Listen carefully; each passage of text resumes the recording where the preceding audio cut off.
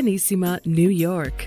Your exotic skin, hair, and beauty source, and your one-stop shop for all your natural and organic skin and hair care, featuring authentic organic Moroccan oil and prickly pear seed oil and much more.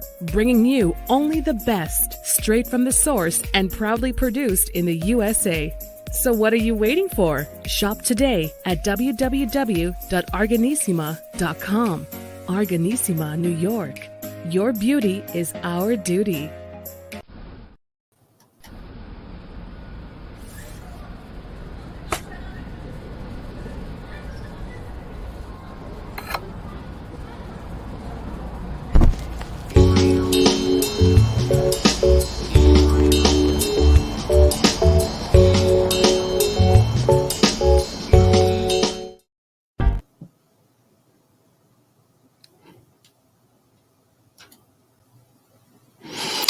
All right. Welcome back to the Morocco channel and the NBC network, and your host Hurricane H. This is a special. Um, Today is a celebration, and first and foremost, congratulations to the Moroccan national team for their terrific and fantastic, awesome run in the World Cup, the Qatar FIFA World Cup 2022. Again, everybody's been mesmerized by the team and the whole aspect of this particular World Cup, regardless of controversy and things that happened in the initial, days of this particular cup. And but it's been a long run. It's been a full month. We had so much fun watching great teams and great performances. But the one that actually had really attracted the attentions of the world and really made a difference, an impact, I would say, is definitely the achievements of the Moroccan national team, which was historic moments after one moment after the other.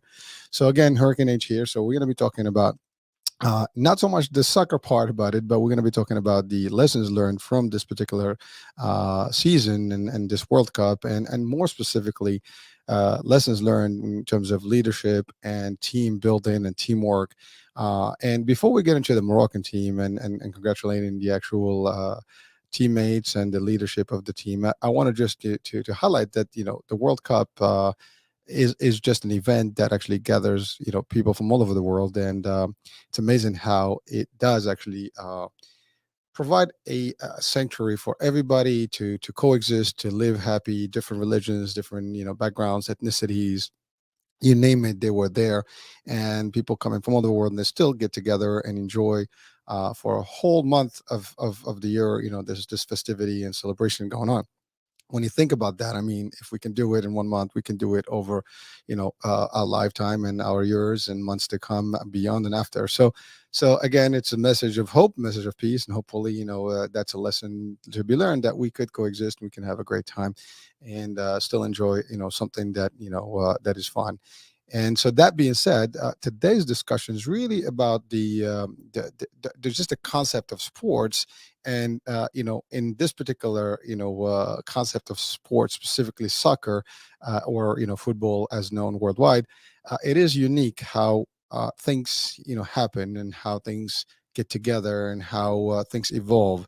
And again, I actually, in a lot of trainings, I do sales trainings and things, and we do I do personally utilize a lot of analogies when it comes to sports, and we use that a lot in trainings for team building, leadership, training, and so on and so forth. And the thing that actually got my attention in this particular World Cup, besides the fact that all these teams actually participated from all over the world, they've worked so long, so far, a lot of sweat, a lot of preparation to get to this, and they pre-qualified to actually make it to the World Cup. And when they're in the World Cup, I mean, they have few moments, few hours, few games to really make it to the next stage and next stage and next stage. And all of that is actually there's so much preparation and production behind the scenes.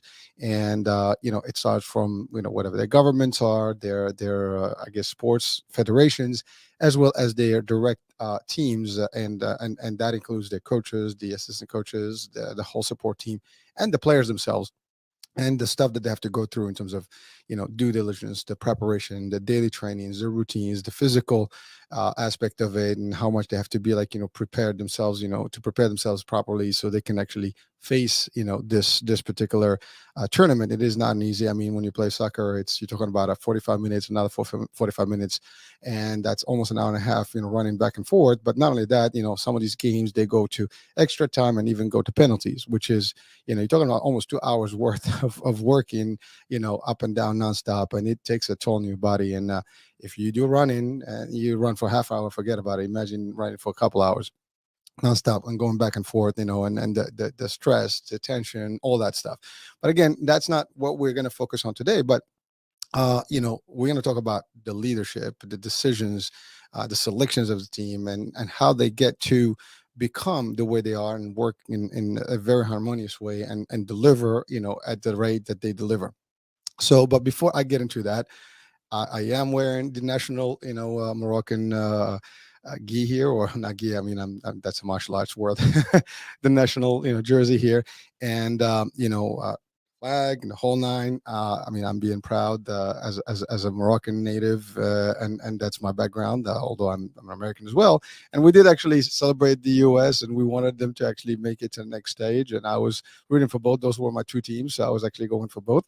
But unfortunately, the U.S. didn't make it to the next stage. But then Morocco continued, and so we took it upon us, and we kept actually supporting the Moroccan team until they made it to the quarter. I mean, to the actual four. Competition. I mean, that got to the point where it became real, like exciting. We were hoping that they were in the semifinals, and we were hoping that they actually make it to the final, but that didn't work out. But that's okay, because at the end of the day, there's always going to be one winner and one cup holder, and everybody's going to be just second, third place, and beyond. And so that's not really what was the best part about it, is that someone did win, and by the congratulations Argentina, because they did actually eventually get the cup, and they celebrate as well. France, made it the second, rank and the second position, and that's okay too. They played their hard as well, and they made it to that point. Croatia, they really had a super team, and they make it, they made it as well to that point. So I mean, congrats to all those teams and everybody else that actually participate. To me, they're all winners. They all actually made it there. And yes, there's no hard feeling, because this is sports. This is soccer. It happens. You can be the best, and eventually you can still, lose a game. It doesn't matter what happens. You give it your best, and that's all there is. And there were so many good games and so many good teams that actually really didn't make it as well. So, but it's not failure. It's not. They did make it to the point where they could, and then that's it. And just keeps going, and that's how it is. But first things first, like I said, I am wearing the jersey, the Moroccan jersey, and I want to congratulate the national team. That's just a given here.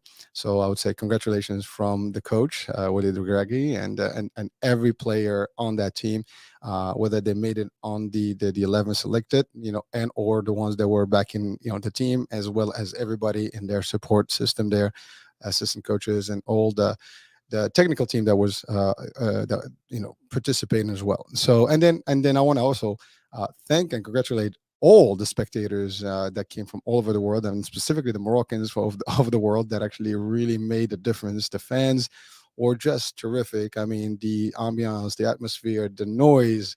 I mean, it was just like you get into that. It's just wow. They really made a signature and really did make history. So again, congrats, chapeau, hats off to everybody. And before, and even more than that, I mean, I would also say we've seen some stuff that hasn't happened in the past, where even the king of Morocco, Mohammed VI, and the prince and the actual the princes actually, they all, the royal family really came out with the jerseys and the actual Moroccan shirts, and in the streets, and celebrated with the people, and that showed a whole different unity level that is beyond what people believe and that people see all the time. You're not going to see monarchies and at that level coming. And even actually we've seen even the president of France showing up, and the actual leaders, the princes of the royal family of Qatar was there. And so there was so much stuff that was happening. It's kind of like typically not happening across other ventures, but in this particular one, it was just unique to see all that. We also seen the festivities of the arrival of the Moroccan national team to Morocco in the capital Rabat, and the respect that they received, and they were also hosted by the king for dinner. They had they received medals. And the other part that we've noticed is just the support, the family piece of it, where you haven't seen that before, where people, family people, members were participating as well. And believe it or not, I do have a family member on that team that was actually in the actual selection. He did not play much. He was actually as a backup, and the family, his parents were there as well, and we were continuously talking to them. We didn't get a chance to go and visit or watch, the games live, unfortunately, but I would have loved to. But hopefully, in the next one in the US, we will be here, and if Morocco team and they will be there, we will participate and support them. So that's that.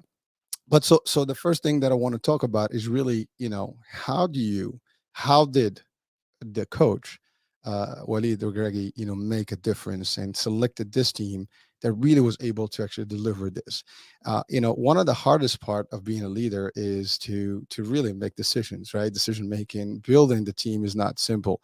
Having a coherent, in sync team is not always easy. Whether you're doing this in sales, you're doing it in any type of business concept, it's the same thing. Building teams is one of the hardest part. Having the right leadership mindset is also one of the hardest things. And this is a dude who actually took over a team literally a couple of months before this whole venture and adventure, I would say. 3 months is not enough to build a team in general. 3 months is not enough to build a team and make them really in sync and really have them deliver the way they did. But yet he did. So that's the first thing that I want to talk about, is that how did he do it? And one of the things that you noticed if you watch those games is the way he treated the team, the way he even responded to the media, for example, when he was being asked things. He really was there for every game, and he made the team feel one unit, not one versus the other. When they played, the strategy he applied was very unique, where everybody moved in together, literally in sync, in one motion. They go up, they come down, the defense was left. Most of these other component teams could not really do anything because they were not able to penetrate.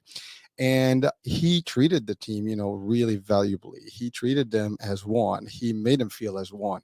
And the funny thing is that most of these players came from different parts and different countries, although they all have one, the national pride of being Moroccans, and but they also have second nationality. Some of these people were born in Europe and grew up in Europe. They spoke different languages, literally, and very few of them actually spoke Moroccan dialects and things like that. Maybe they spoke some of it, some of them did, but it was a combination of people from the national team that were selected in the country itself, and there were others that were selected from different countries.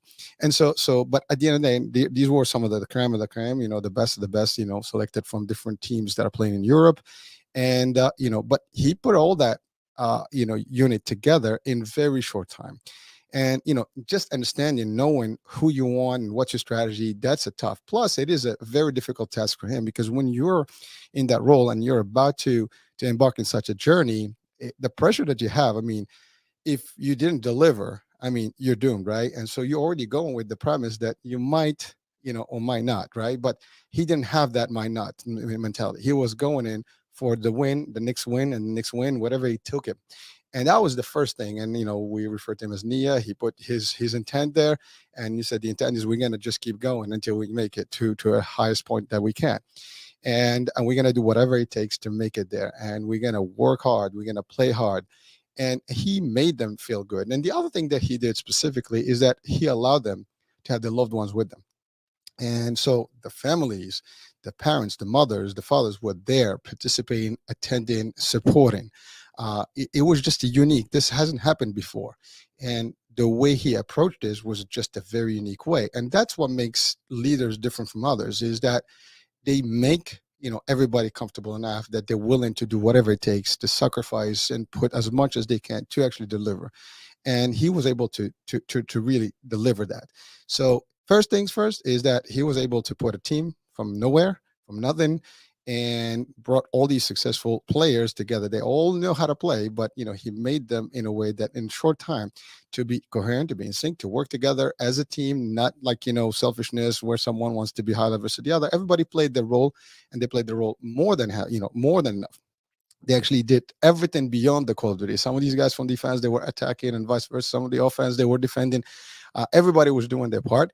And yes, I mean, this is soccer. It's a game, but it is a strategic game, right? There's so much stuff that goes in and nuances there, and strategically how you play, how to move, and so on and so forth. I mean, I played soccer for the first part of my life until I was like 20. I was playing soccer, and then I kind of moved away from it. But that doesn't mean that you lost that. It's always in you, so you know how it plays, and it's not in an easy game.